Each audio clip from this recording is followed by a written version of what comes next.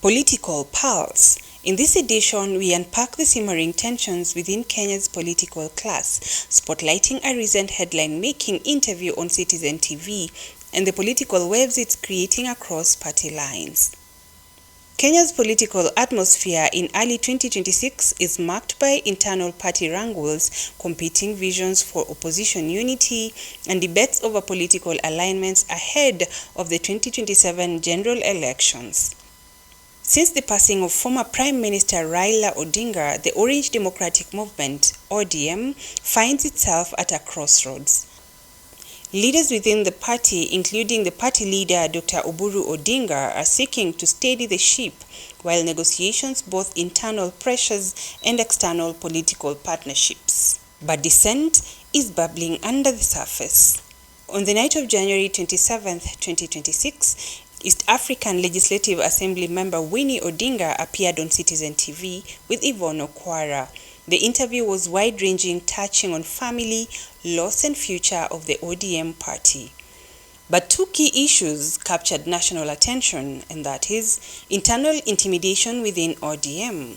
Winnie publicly claimed that a faction within the party was using coercive tactics, including threats to whip members, pressure to align with government interests, and punitive measures against dissenting voices. She warned that this culture threatened the democratic expression within the party. Number two, clarifying family unity and party direction.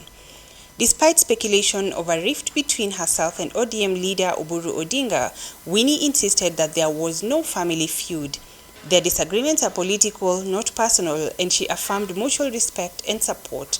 Throughout the interview, Winnie reiterated that ODM must uphold its values and carefully consider any alliances, especially as debates about cooperation with the ruling United Democratic Alliance (UDA) gained traction. Then there came the Oketch Salah controversy, claims and counterclaims. What transformed this interview into a political storm was Winnie Odinga's sharp rebuttal of claims made by businessman and political commentator Oketch Salah regarding his proximity to Raila Odinga in the final moments of the late opposition titan's life. Winnie described Salah's narrative that he was present during Raila's last hours as inaccurate, dangerous, and misleading. In strong terms, she questioned his intention and suggested his statements could cause confusion and disrespect to the memory of the late leader. Some reports even quoted her saying Salah should face scrutiny for his remarks.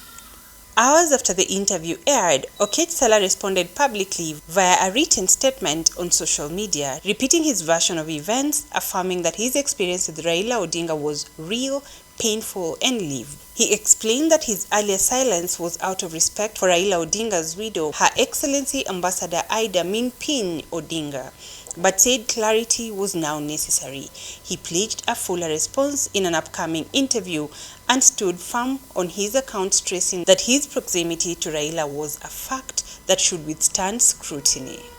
Responses have been mixed and politically charged. Some politicians and commentators defended Winnie's emphasis on truth and respect for national mourning, saying public figures must avoid truth-stretching during sensitive moments.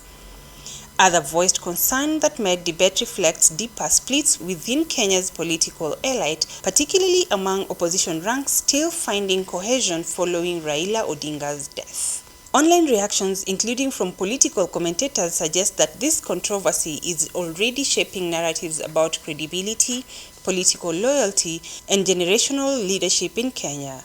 Public discourse is now wrestling with questions about trustworthiness, motives, and the intersection of personal loyalty with political capital. What does this mean for Kenya's political landscape? First, the debate underscores internal tensions in ODM between loyalty to the Odinga legacy and interpretations of the legacy in contemporary politics. Winnie's stance highlights a push among younger voices for accountability, transparency, and principled opposition, even with established party structures. Second, Oketch Salah's response suggests the influential outsiders, commentators, business figures, and elected players can still shape narratives around national icons and political legacies, especially when public grief intersects with political ambitions. And finally, as Kenya approaches 2027 election cycle, these disputes may impact coalition building, opposition unity, and public confidence. If internal disagreements continue without clear resolution and narratives become weaponized, the result could be fragmentation within opposition alliances at a critical political moment. From internal party wrangles to high-profile media clashes, Kenya's political airwaves remain charged. As voices like Winnie Odinga's and Oketch Salah's compete for public attention, the nation watches closely, weighing truth, loyalty, and the future of its democratic journey.